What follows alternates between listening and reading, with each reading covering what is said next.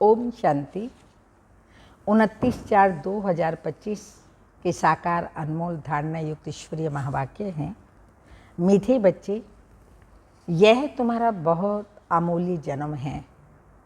इसी जन्म में तुम्हें मनुष्य से देवता बनने के लिए पावन बनने का पुरुषार्थ करना है।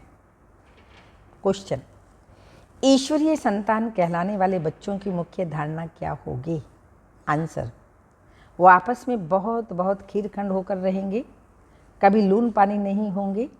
जो देह अभिमानी मनुष्य वो उल्टा सुल्टा बोलते, लड़ते, झगड़ते हैं। तुम बच्चों में वह आदत नहीं हो सकती। यहाँ तुम दैवी गुण धारण करते हैं, कर्मातीत अवस्था को पाना है। ओम शांति। पहले बच्चों को बाप कहते हैं देही अभिमानी भव। अपने को आत्मा समझो। गीता आदि में भल क्या भी हैं, परंतु वह सभी हैं भक्ति मार्ग के शास्त्र। बाप कहते हैं मैं ज्ञान का सागर हूँ, तुम बच्चों को ज्ञान सुनाता हूँ। कौन सा ज्ञान सुनाते हैं? सृष्टि के अथवा ड्रामा के आदि मध्य अंत का नॉलेज सुनाते हैं। यह है पढ़ाई। हिस्ट्री और ज्योग्राफी है ना। भक्ति मार्ग में कोई हिस्ट्री ज्योग्राफी नहीं पढ़ते, नाम भी नहीं लेंगे। साधु संत आदि बैठ शास्त्र पढ़ते हैं। यह बाप तो कोई शास्त्र पढ़कर नहीं सुनाते, तुमको इस पढ़ाई से मनुष्य से देवता बनाते हैं। तुम आते ही हो मनुष्य से देवता बनने। है वह भी मनुष्य, यह भी मनुष्य, परंतु यह बाप को बुलाते हैं, हे पतित पावन आओ। यह तो जानते हो देवताएं पावन हैं, बाकी तो सभी अपवित्र मनुष्य हैं। वह देवताओं को नमन करते हैं, उनको पावन, अपने को पतित समझते हैं। परंतु देवताएं पावन कैसे बने, किसने बनाया, यह कोई मनुष्य मात्र नहीं जानते। तो बाप समझाते हैं अपने को आत्मा समझ बाप को याद करना है। इसमें ही मेहनत है। देह अभिमान नहीं होना चाहिए। आत्मा अविनाशी है, संस्कार भी आत्मा में रहते हैं। आत्मा ही अच्छे व बुरे संस्कार ले जाती है। इसलिए अब बाप कहते हैं बच्चे देही अभिमानी बनो। अपनी आत्मा को भी कोई जानते नहीं। जब रावण राज्य शुरू होता है तो अंधियारा मार्ग शुरू होता है। देह अभिमानी बन जाते हैं। तो बाप बैठ समझाते हैं कि तुम बच्चे यहाँ किसके पास आए हो? इनके पास नहीं, मैंने इनमें प्रवेश किया है। इनके बहुत जन्मों के अंत का यह पतित जन्म है। बहुत जन्म कौन से, वह भी बताया। आधा कल्प पवित्र जन्म और आधा कल्प पतित जन्म। तो यह भी पतित हो गया ना। ब्रह्मा अपने को देवता व ईश्वर नहीं कहता। मनुष्य समझते हैं प्रजापिता ब्रह्मा देवता था, तब कहते हैं ब्रह्मा देवताए नमः। बाप समझाते हैं ब्रह्मा जो पतित था बहुत जन्मों के अंत में वो फिर पावन बन देवता बनते हैं। तुम हो बीके, तुम भी ब्राह्मण, यह ब्रह्मा भी ब्राह्मण। इनको देवता कौन कहते हैं? ब्रह्मा को ब्राह्मण कहा जाता है, ना कि देवता। यह जब पवित्र बनते हैं तो भी ब्रह्मा को देवता नहीं कहेंगे। जब तक विष्णु लक्ष्मी नारायण ना बने तब तक देवता नहीं कहेंगे। तो तुम ब्राह्मण ब्राह्मणिया हो। तुमको पहले शूद्र से ब्राह्मण और ब्राह्मण से फिर देवता बनाता हूँ। ये तुम्हारा अमूल्य हीरे जैसा जन्म कहा जाता है। भल कर्म भोग तो होता ही है। तो अब बाप कहते हैं अपने को आत्मा समझ मुझ बाप को याद करते रहो। ये प्रैक्टिस होगी तभी विकर्म विनाश होंगे। देहधारी समझा तो विकर्म विनाश नहीं होंगे। आत्मा ब्राह्मण नहीं, शरीर साथ है तभी ब्राह्मण फिर देवता आदि आदि शूद्र आदि बनते हैं। तो अब बाप को याद करने की मेहनत करनी है। सहज योग भी है। बाप कहते हैं सहज ते सहज भी है, कोई तो डिफ़िकल्ट भी बहुत समझते हैं। घड़ी घड़ी देह अभिमान में आकर बाबा को भूल जाते हैं। टाइम तो लगता है ना। देही अभिमानी बनने में ऐसे हो नहीं सकता कि अभी तुम एक रस हो जाओ और बाप की याद में स्थायी ठहर जाएं। नहीं, कर्मातीत अवस्था को पा लिया तो शरीर रह ना सके। पतित आत्मा हल्की हो एकदम शरीर को छोड़ दे। पवित्र आत्मा के साथ अपवित्र शरीर रह ना सके। ऐसे नहीं कि ये दादा कोई पार पहुंच गया। जब बाबा साकार में थे तब की बात शिव बाबा कह रहे हैं। यह भी कहते हैं याद की बड़ी मेहनत है। देही अभिमान में आने से उल्टा सुल्टा बोलना, लड़ना झगड़ना आदि चलता है। हम सब आत्माएं भाई भाई हैं, फिर आत्मा को कुछ नहीं होगा। देह अभिमान से ही रोला हुआ है। अब तुम बच्चों को देही अभिमानी बनना है। जैसे देवताएं खीर खंड है, ऐसे तुम्हें भी आपस में बहुत खीर खंड होकर रहना चाहिए। प्यार प्रेम से रहना है। तुम्हें कभी लून पानी यानी आपस में मतभेद में नहीं आना है, लून पानी नहीं होना है। जो देह अभिमानी मनुष्य हैं वह उल्टा सुल्टा बोलते, लड़ते झगड़ते, तुम बच्चों में वह आदत नहीं हो सकती। यहाँ तो तुमको देवता बनने के लिए दैवी गुण धारण करने हैं, कर्मातीत अवस्था को पाना है। जानते हो यह शरीर, यह दुनिया पुरानी तमो प्रधान है। पुरानी चीज से, पुराने संबंध से नफरत करनी पड़ती है। देह अभिमान की बातों को छोड़ अपने को आत्मा समझ पाप को याद करना है तो पाप विनाश होंगे। बहुत बच्चे याद में फेल होते हैं, ज्ञान समझाने में बड़े तीखे जाते हैं, परंतु याद की मेहनत बहुत बड़ी है, बड़ा इम्तिहान है।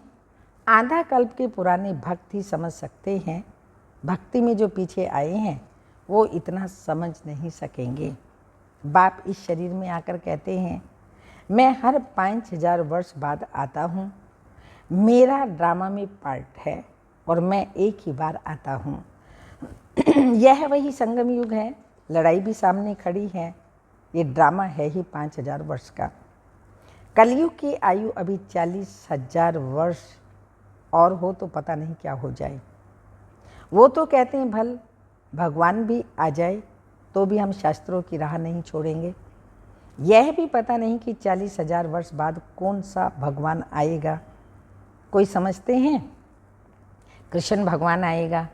थोड़ा ही आगे चल तुम्हारा नाम बाला होगा, परंतु वह अवस्था होनी चाहिए।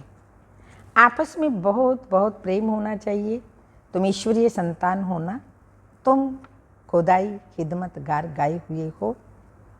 कहते हो हम बाबा की मददगार हैं पतित भारत को पावन बनाने। बाबा कदम कल्प कल्प हम आत्मा, बाबा कल्प कल्प हम आत्म अभिमानी बन आपकी श्रीमत पर योग बल से अपने विकार में विनाश करते हैं। योग बल है साइलेंस बल। साइलेंस बल और साइंस बल में रात दिन का फर्क है। आगे चलकर तुमको बहुत साक्षात्कार होते रहेंगे।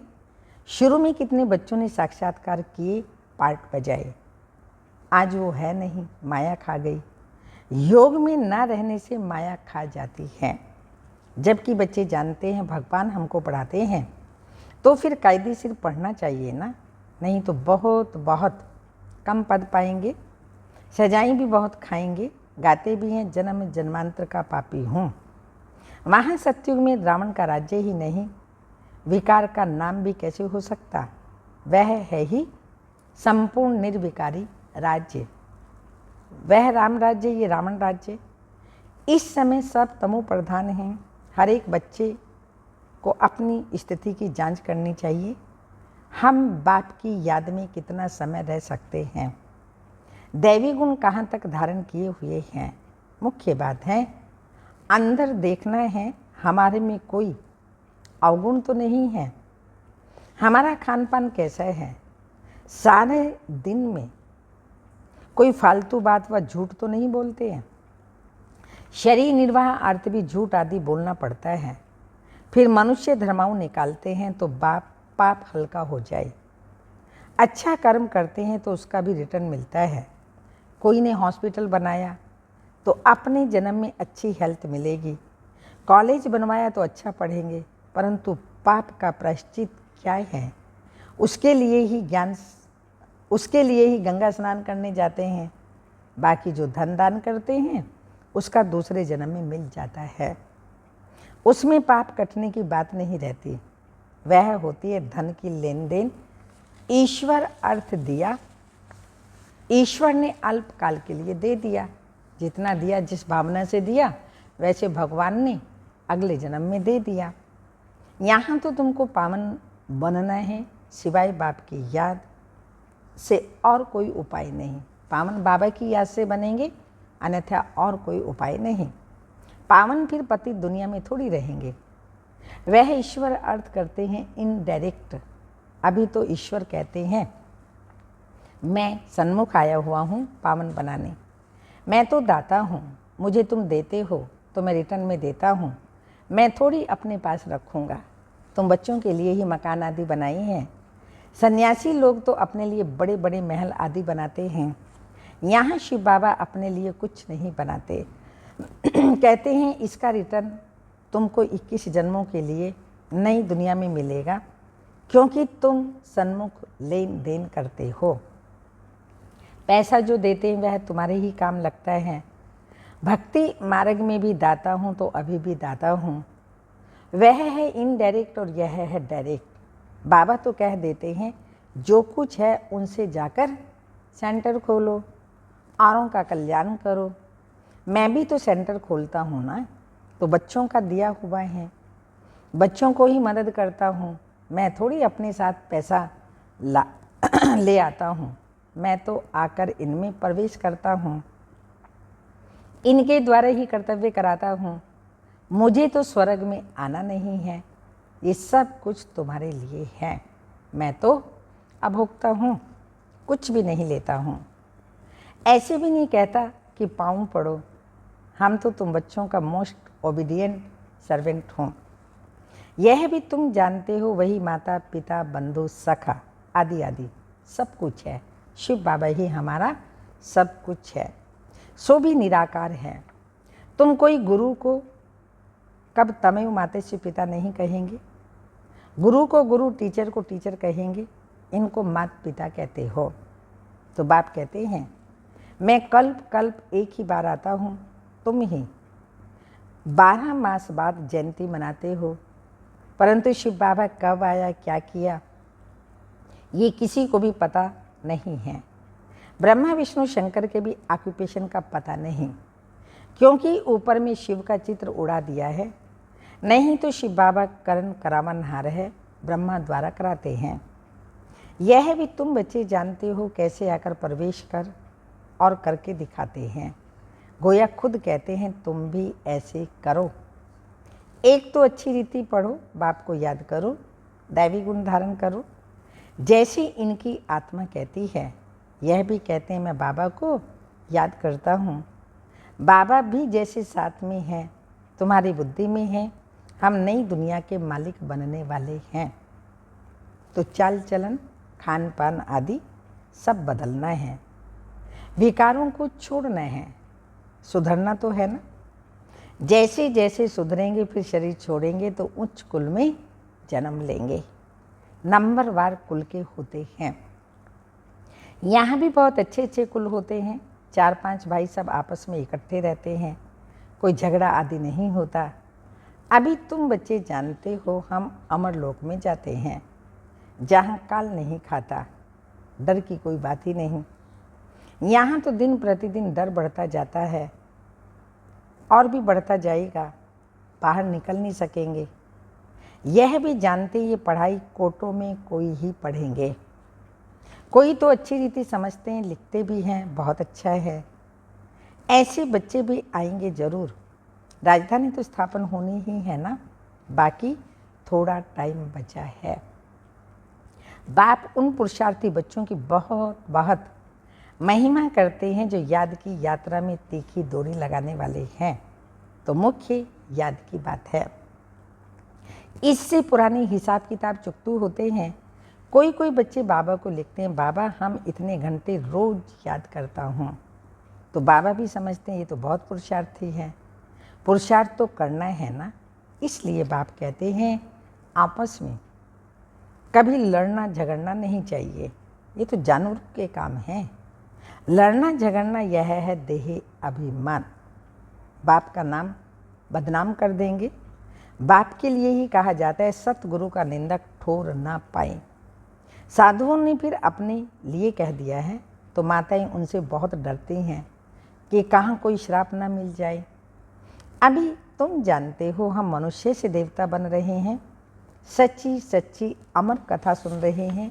कहते हो हम इस पाठशाला में आते हैं श्री लक्ष्मी श्री नारायण पद पाने के लिए, और कहाँ ऐसे कहते नहीं। अभी हम जाते हैं अपने घर, इसमें याद का पुरुषार्थ मुख्य है। आधा कल्प याद नहीं किया, अब एक ही जन्म में याद करना है, तो यह मेहनत है। याद करना है, दैवी गुण धारण करने हैं। कोई पाप कर्म किया तो 100 गुना दंड पड़ जाएगा। पुरुषार्थ करना है, अपनी उन्नति करनी है। आत्मा ही शरीर द्वारा पढ़कर बैरिस्टर व सर्जन आदि बनती है ना। ये लक्ष्मी नारायण पद तो बहुत ऊंचा है ना, आगे चल तुमको साक्षात्कार बहुत होंगे।